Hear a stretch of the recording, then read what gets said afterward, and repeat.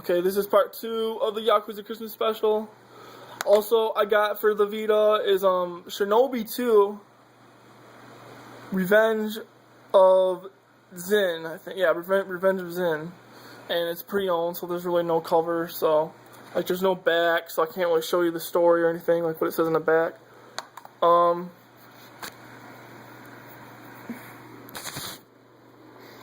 I can show you the game though, obviously. There's nothing in here besides because I don't know why they don't come with manuals. It's kind of weird. But I've played a little bit of this game, and it's actually it reminds me of a lot of Tenchu Wrath of Heaven on the PS2. I don't know if you guys ever played those games, but those games were really good, and it reminds me a lot about that game. But the basic story is, from what I can remember, because I haven't played it in a while,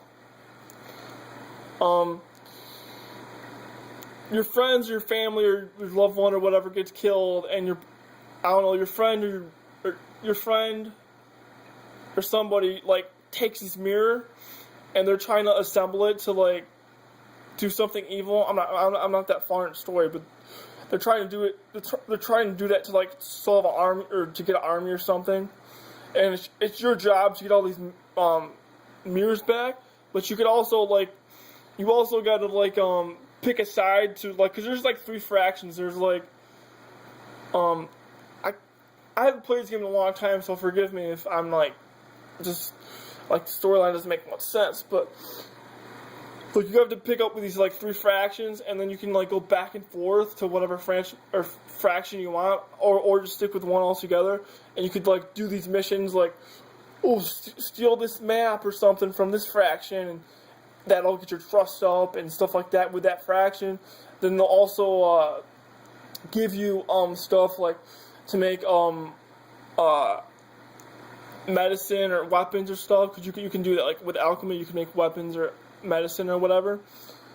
And then you can you learn all these like special abilities because you're a ninja, and it's a really good game. I like it a lot. It reminds me a lot of Wrath of Heaven, or Tenchu Wrath of Heaven for the PS2.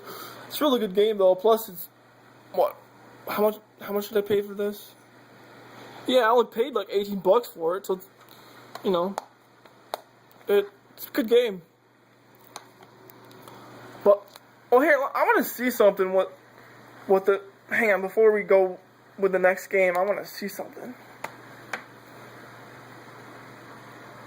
Oh, it doesn't. Okay, it doesn't tell you what storyline. No, that's basically the storyline for Zombie U. Anyways, okay. So the main reason why I wanted to do this video is because I finally got. If this stays up, I don't think it will.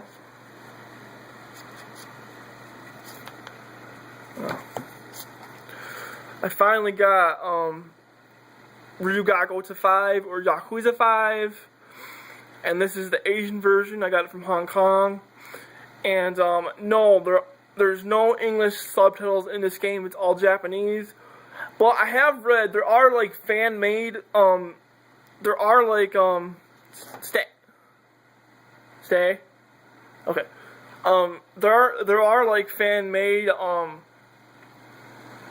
files, like the fans like dub the so it's in like you can read what's going on in the story, but you need to to order download those like fan-made English subtitles.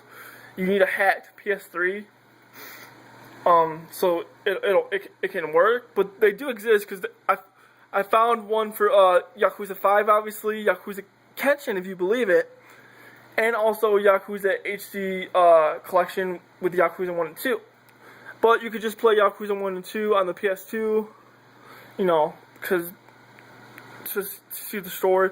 But, like, if you want to go for the trophies, you could play that together with the Japanese version so you know what's going on and stuff.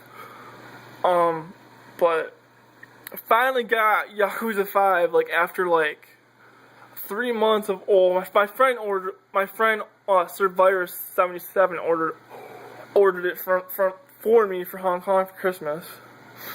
Still gotta get HD collection, but I'll get that eventually. And thank you once again, Survirus, for getting me this game, because he knows I'm a big Yakuza head. I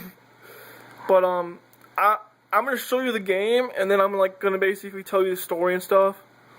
But like there's the front, obviously. So, and there's the back, all in like Japanese and stuff, which I can't. If it ever focuses. But yeah, there's the back. All the pretty back. And as you can tell, I got like a special edition because it's like a slipcover, and it comes with the game in like this big huge book, and I think it's like the strategy guide. But let me take this out.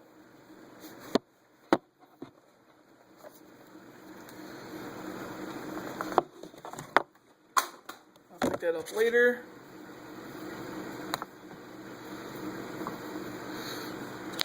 But yeah, see, as you can tell, there's a slipcover. The slipcover, all slipcoverness. But and here's the actual game. Same thing as the front as a slipcover. Back I think is the same too. And it is the same back. So there's nothing different.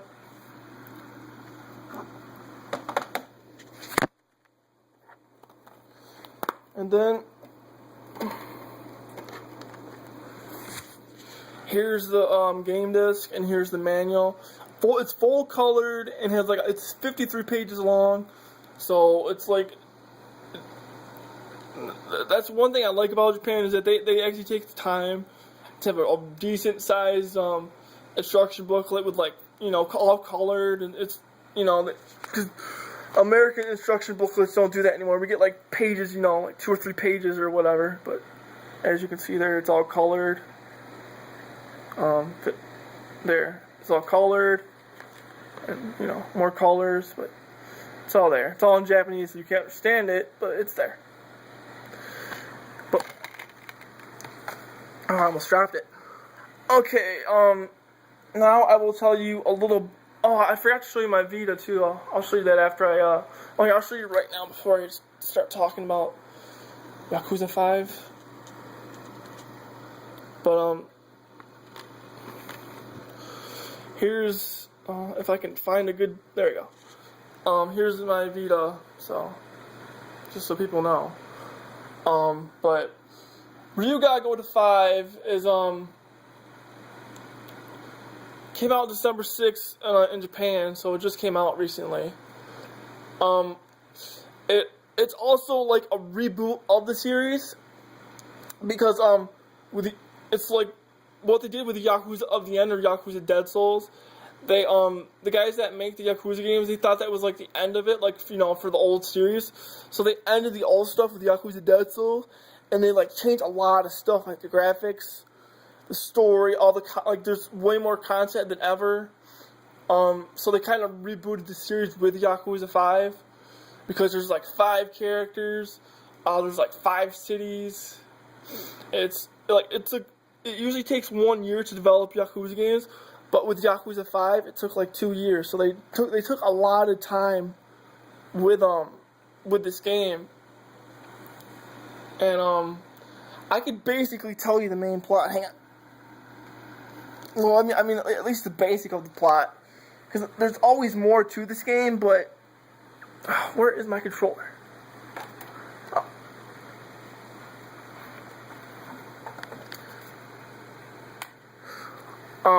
There's always more to this game, but it's in Japanese, so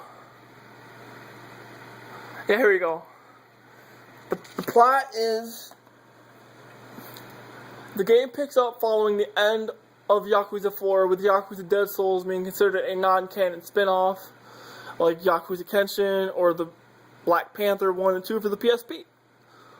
Kazuma Kiryu has become a taxi driver in Fumiku, or whatever. Tajima Sajima is serving a 3-year jail sentence in Hokkaido, or whatever, following the events of the previous game. While Shin Akimomo, or whatever, the loan shark from Yakuza 4, is in Oskan. I can't say the name, I'm sorry messing up. On a business.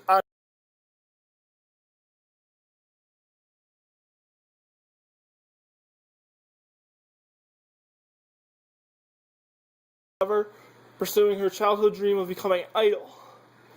She currently lives independent in Aqua, whatever, and practices singing and dancing. Through her talent, agency is not all that it seems. There's a dark side to it. The new character in the series is Tajima, whatever Sanja, is a former basketball player who has given a life ban for, who has been giving a life ban for basketball for gambling. Okay. And then that's like, that's to give you like the basic things for the characters. This is like the plot now. Previously in 2010, a ceasefire between the two Yakuza clans of the Tojo clan and the Yuno Suja clan ended with the revelation of a conspiracy by the police force following the events of Yakuza 4. The Tojo clan then underwent a major reorganization under the leadership of 6th Chairman Daigo, I'm just going to say Daigo. And a truce with the Oni Alliance was formed. However, 2 years later, in December 2012, the 7th Chairman of the Oni Alliance is on his deathbed, while the death of the 7th Chairman, with the death of the 7th Chairman, it would mean that the truth between the Tojo clan and the Oni Alliance would be broken, leading to a war between the clans. In order to prepare, the Tojo clan is forced to strengthen their organization by allying themselves with older clans based in other major cities across Japan in order to create a new organization rivaling that of the Oni Alliance. This new alliance would breach the old traditional bearers of clan territories, and so Daijima heads for Fukinawa. But as you can see, that's basically the basic plot of the game. That's why there's 5 cities up in the game. So, oh crap! So you could so you could find like more people for the Tojo clan to rival that of the Oni Alliance to get ready for war. And then in each city you play as a different character. Like when you first start out, you play as Kazuma Kiryu, like the main guy of the Yakuza series. Like, so where I'm basically at is where the 7th Chairman of the Oni Alliance, and keep in mind, this is just from what I've just seen from cutscenes, I'm just guessing here, but the 7th Chairman got shot with like an arrow in his neck, so he's like on his deathbed, and he asked Kazuma Kiryu to help him out, to find more people, and like Daigo asked him the same thing. And all these other guys from the Tojo clan just asked Kazuma Kiryu to help them. So, like, that's basically where I am in the story. Oh yeah, this also has a new graphic engine. It's because, like, if you can believe it, Yakuza 3, 4, and Dead Cells have been using the same engine, like the game engine, since Yakuza 3. So Yakuza 5, they use a whole new game engine, like, with all these tweaks and stuff. But, like, that's basically, like, the general plot and the characters of this game, so you guys can kind of know what's going on. If you guys did import this game, you can't speak Japanese like I can, but it's actually really, I'm kind of lost right now because like I found this one gang or something, and they don't tell you where to go, so you have to figure out like who to talk to and who to find to to advance the story. So I'm kind of lost. But also, I'll show you before this time runs out. This is the like the 50-pound strategy guide or whatever. But and there's the back, obviously. But anyways, I hope you guys enjoyed this Yakuza Christmas special, and I will talk to you guys later. Bye.